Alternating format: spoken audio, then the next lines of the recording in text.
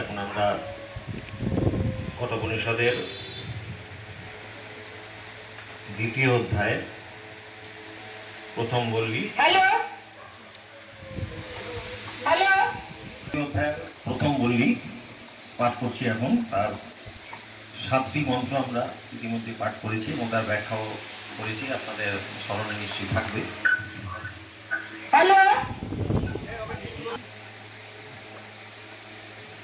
আমরা শুরু করবো কঠোপনিষদের 7টি মন্ত্র পাঠ দিয়ে। যাদের কাছে বই আছে আপনারা বই খুলুন এবং 7টি মন্ত্রটি একসাথে আমরা পাঠ করি। ওম সহনা ভবতু সহনৌ ভুনাক্তু সহ বীর্যং করবাবহৈ তেজস্বী নাবধীতমস্তু মা বিদ্বিষাবহৈ। ওম শান্তি শান্তি শান্তি। আজ আমরা 8 নম্বর মন্ত্রটি পড়ব। এর আগের দিন আমরা 7 নম্বর মন্ত্রটি পড়েছিলাম, যেখানে যমরাজ অতিথি রূপে ব্রহ্মকে অতিথি রূপে দেবী রূপে সর্বদেবতাময়ী এই অভিভূত করেছিলেন, তাকে অভিভূষণ করেছিলেন, তাকে সর্বদেবতাময়ী। কারণ তাকে তিনি উৎপন্ন হয়েছিলেন হিরণ্যগর্ভের সাথে, প্রাণের সঙ্গে, সমস্ত প্রাণীর মধ্যে তিনি প্রবেশ করেছিলেন প্রাণ হিসাবে এবং উৎপন্ন হয়েছিলেন। এবং হৃদয়রূপ যে গুহা, সেই হৃদয়রূপ গুহায় তিনি প্রবেশ করেছিলেন এবং সেই হৃদয়রূপ গুহায় অবস্থানকারী সেই হিরণ্যগর্ভ 110 পাতা, যারা গীতা প্রেস খুলেছেন তারা 110 পাতা খুলবেন। হ্যাঁ, সেই সর্বদেবতাময়ী তাকে যিনি বুঝতে পারেন, যে পুরুষ বা যে সাধক তাকে উপলব্ধি করতে পারেন, সেই অন্তর্যামিনী হিসাবে অবস্থানকারিণী গুহার মধ্যে তিনি হচ্ছেন সেই, তার কথাই বলছি। যমরাজ বলছেন নচিকেতাকে যে ইনি সেই ব্রহ্ম, এতদ বৈ তত, ইনি সেই ব্রহ্ম যার কথা তুমি আমাকে জিজ্ঞেস করেছিলে, জানতে চেয়েছিলে। যিনি হচ্ছিলেন জননী রূপে সমস্ত দেবতার সৃজনকারিণী বলে যাকে বলা হয়েছে সর্বদেবময়ী, এবং শব্দাদি সমস্ত ভোগসমূহের অদনকারী। অদনকারী মানে ভক্ষণকারী, ভক্ষণকারী মানে যেটা ভক্ষণ নয়, তিনি এইখানেই সমস্ত কিছু শব্দা আদি ইত্যাদি লীন হয়েছে, বিলীন হয়েছে এইখানেই। এই অতিথি রূপ সর্বদেবতাময়ীর কাছেই এই সমস্ত কিছু লীন হয়েছে, সেই জন্যেই তাকে অদিতি বলা হচ্ছে। তিনি যেমন ভক্ষণ করছেন সমস্ত কিছু। এইটি আমরা এর আগের মন্ত্রটিতে পড়েছিলাম। এখন আমরা আজকে 8 নম্বর মন্ত্রটি পড়ব। এই 8 নম্বর মন্ত্রটি অত্যন্ত সুন্দর একটি মন্ত্র এবং এই মন্ত্রটির মধ্যে বেশ কয়েকটি উপমা আছে। ব্রহ্ম কি, ব্রহ্মকে আমরা কিভাবে জানব, সেই তত্ত্বটিকে, এই তত্ত্বটি কয়েকটি উপমার সাহায্যে সুন্দরভাবে বর্ণনা করা হয়েছে। অত্যন্ত সুন্দর একটি মন্ত্র এবং আপনারা শুনলেই সেটি বুঝতে পারবেন যে এই যে উপমা, সেই উপমা কিন্তু আজ থেকে এই উপনিষদ বেশি আগে, কিন্তু সেই সময়ে যে উপমা দেওয়া হয়েছিল তা কিন্তু এখনো সমানভাবে প্রযোজ্য। এটি একটি অদ্ভুত জ্ঞান, যে উপনিষদ যে আমাদের জ্ঞান শেখায়, জ্ঞানের কথা বলে, আত্মজ্ঞানের কথা বলে, এটি আমরা একদম পড়লেই, নিজেরাই পড়লেই বুঝতে পারব। আমি 8 নম্বর মন্ত্রটি পাঠ করছি।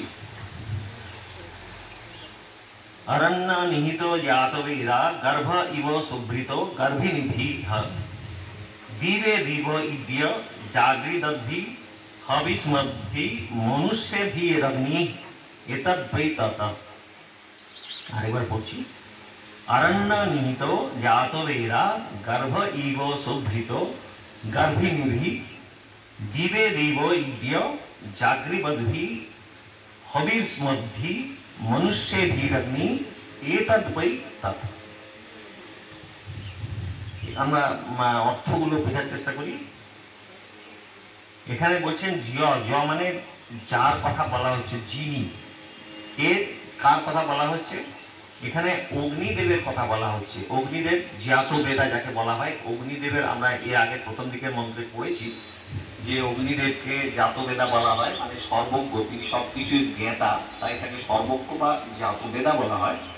সেই সর্বজ্ঞ জ্ঞাত বেদা অগ্নিদেব এবং গর্ভিণী, গর্ভিণী মানে গর্ভবতী স্ত্রীলোক দ্বারা, এখানে অর্থগুলো ওইভাবে আসছে, পরে ব্যাখ্যাতে এগুলো গুছিয়ে বলা হবে।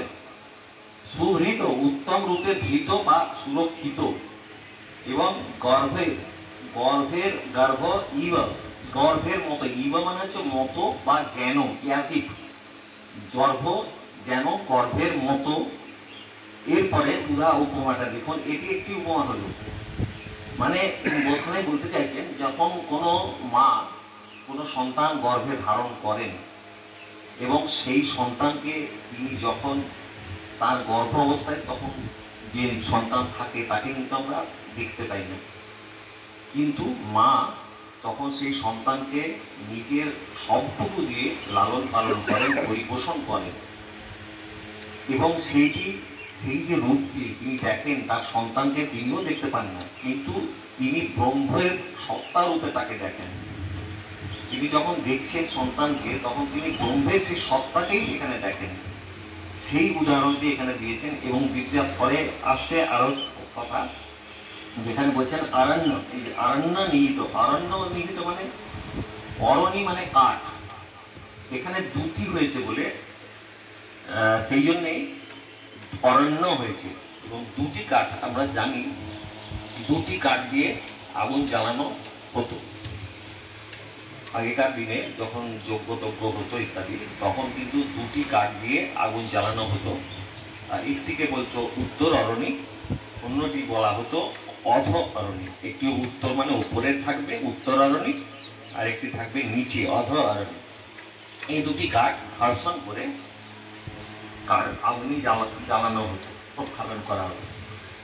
আপনারা, এটা এখনো হয়, কিছু কিছু বৈদিক যজ্ঞ যখন হয় তখন কিন্তু এইভাবেই অগ্নি প্রজ্বলন হয়। কিভাবে হয়, আপনারা যারা গেছিলেন আমাদের সাই বাবা মন্দির প্রতিষ্ঠার দিনে, সেদিনে যারা গেছিলেন সেখানে কিন্তু এইভাবেই অগ্নি প্রজ্বলন হচ্ছিল, ওই দুটি কাষ্ঠখণ্ডকে ঘর্ষণ করে করে। এখানে যে ঘর্ষণ ব্যাপারটা, যে ঘর্ষণটা কি, অগ্নি উৎপাদন হয় ঘর্ষণের দ্বারা, এটা আমরা জানি। যে কোনো শক্ত জিনিসের উপর শক্ত জিনিসকে যদি আমরা ঘষি তাহলে অগ্নি উৎপাদন হয়। তো এই যে অগ্নি উৎপাদন মানে এই যে ঘর্ষণ, এবং অগ্নি মানে কি, এখানে অগ্নিকে দেখা হচ্ছে ব্রহ্মের একটি সত্তা রূপে। তাহলে এই যে ঘর্ষণটা কি জিনিস, ঘর্ষণটা হচ্ছে সাধন। কিভাবে সাধনা করবো ব্রহ্মের, সেই সাধনাটার কথাই বলা হচ্ছে ঘর্ষণ দ্বারা, মানে ঘষা মাজা করে যেটা করি আমরা, সেইটা হচ্ছে সাধনা। আমরা সাধনার মধ্যে দিয়ে ব্রহ্মকে পেতে চাই, সেই জন্যই বলছেন এই যে ঘর্ষণটা একটা প্রতীকী। ঘর্ষণ দ্বারা অগ্নি উৎপাদন হয়, কিন্তু আমরা সেই তার যে প্রতীকী, সেটা হচ্ছে সাধনা করা, ব্রহ্মকে জানার জন্য যে সাধনা করা প্রয়োজন, সেইটাই ঘর্ষণ দ্বারা বলা হচ্ছে। এবার বলছেন যে এই যে দুটি কাঠে, এই দুটি কাঠের মধ্যে আগুন লুকিয়ে থাকে, আমরা কেউ দেখতে পাই না, কিন্তু আগুন তো তার মধ্যে আছে, তাহলে জ্বলছে কি করে? আগুন তার মধ্যে আছে। কি একইভাবে ওই যে উপমাটি, সন্তান যখন মায়ের গর্ভে থাকে আমরা দেখতে পাই না, কিন্তু সন্তান তো আছে, সেটা তো আমরা বুঝতে পারি। এবং দুটোই কিন্তু ব্রহ্মের সত্তা। অগ্নি, এখানে অগ্নিদেব, এবং তিনি বিরাট রূপে অগ্নিদেব। এবং সেখানে কি বলছেন, যিনি নিহিত বা সুরক্ষিত বা লুকানো আছে। কোথায় লুকানো আছে? যা এখানে, এবং তারপরে কি বলছেন যে নিহিত আছে অরণ্যের মধ্যে, দুটি কাষ্ঠের খণ্ডের মধ্যে আগুন, অগ্নি নিহিত আছে। তারপরে কি বলছেন আমরা, ধীরে দেব ইদ্য জাগরি বদ্ভি হবিষ্মদ্ভি মনুষ্য ধীরগ্নি এতদ বৈতত। জাগরি বদ্ভি মানে সজাগ, সাবধান। মা যখন সন্তান পেটে থাকে তখন মা সবসময় সজাগ থাকে, এই বাচ্চা আমার এই হবে, এই বাচ্চাকে আমাকে এই করতে হবে, বাচ্চার ক্ষতি যাতে না হয়, তার জন্য নিজেকে স্যাক্রিফাইস করতে হয় কত। সেই সবসময় সজাগ থাকেন, মানে হয়তো সজাগ মানে এই কারণেই সজাগ যে যাতে জাগ্রত দৃষ্টি থাকে। তার মানে কি, যখনই আমরা ব্রহ্মর প্রতি জাগ্রত দৃষ্টি দেবো আমরা, তখনই ব্রহ্মকে লাভ করতে পারবো, এটাই বোঝাতে চাইছি। এবং তারপরে আবার বলছেন হাবিস মদভি, হবির দ্রব্যশালী মনুষ্যাদি মানুষের দ্বারা দিবে দিবে প্রতিদিন ইড্ড এতদ বই তাৎ। হাবিস মদভি হবির দ্রব্যশালী, হবির দ্রব্য মানে হবির দ্রব্যটা কোথায় লাগে? যজ্ঞের সময় লাগে। হবি মানে হচ্ছে ঘি, এবং আরও জানা ধরনের যে সমস্ত এগুলো লাগে, যে সমস্ত দ্রব্যের যজ্ঞের জন্য, সেইগুলো যারা করেন, কারা করেন? এরা সাধক পুরুষরা করেন। যারা যোগী পুরুষ ধ্যান ইত্যাদি করেছেন, যারা তাদের জানা আছে যেগুলো যে যজ্ঞে কী কী লাগে, তারা সেগুলি জানেন এবং সেগুলি সুষ্ঠুভাবে যাতে হয় সেই জন্য সেইটি করে থাকেন, এই কথাই বলছেন। এবং তারা সেই জন্য ব্যাপারে সজাগ থাকেন যাতে যজ্ঞটি ঠিকঠাক সম্পন্ন হয়, এই মায়ের মতোই।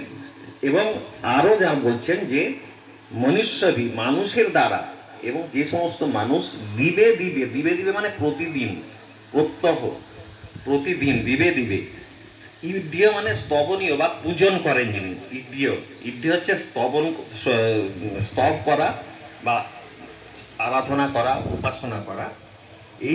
এই যে দেবতাকে, অগ্নিদেব জাতবেদাকে যিনি যারা পুজো করেন নিয়মিত প্রতিদিন, সেই দেবতা এবং এই যে পরমাত্মা, উনি যে এই যে পরমাত্মারই অংশ, এটি যারা বুঝতে পারেন তার কথাই এখানে বলা হচ্ছে এতদ বৈ তত, ইনি সেই ব্রহ্ম।